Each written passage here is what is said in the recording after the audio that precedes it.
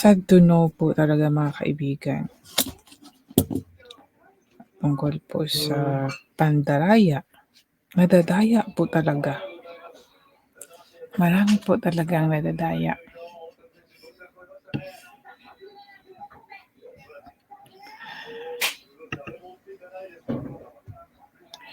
Marami pong nadadaya, no? Pasensya na po dyan sa ingay ng ano ko. Ayaw ko po sanang magsalita talaga, pero sayang, bahagi ko lang din po ito. Pasensya na po sa ingay. Nandito po ako sa tungkol po sa ang pinag-aralan ko po. Tungkol sa deception.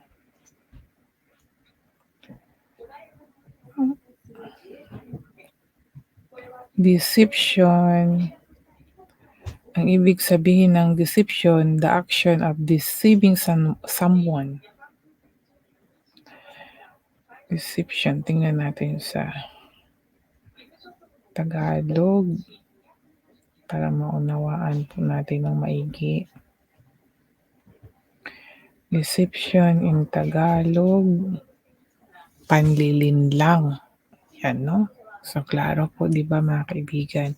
So, habang nagbabasa po ako talagang nakakalungkot po dahil marami po, hindi lang po yung mga taong walang alam sa salita ng Diyos, kundi lahat po, ikaw at ako ay madideceive po talaga sa mundong ito. Kasi, di ba, ang kaaway ng Diyos ay nagaan yung anghel. Nagaan niyo siya anghel, kaya marami po talagang madilinlang sa kanya.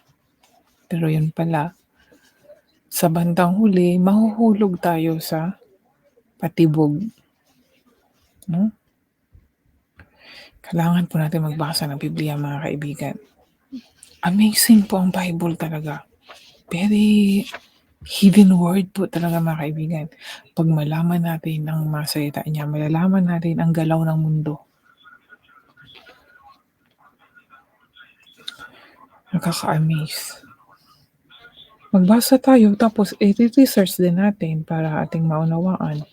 And importante po, pag naunawaan po natin, practice po. I-practice po natin. Kagaya po ng may sinabi no sa isang babae. Basahin ko sa 1 Timothy, try ko ha. Kasi kung nabasa natin tapos wala namang application sa buhay, wala din pong mangyayari, di ba?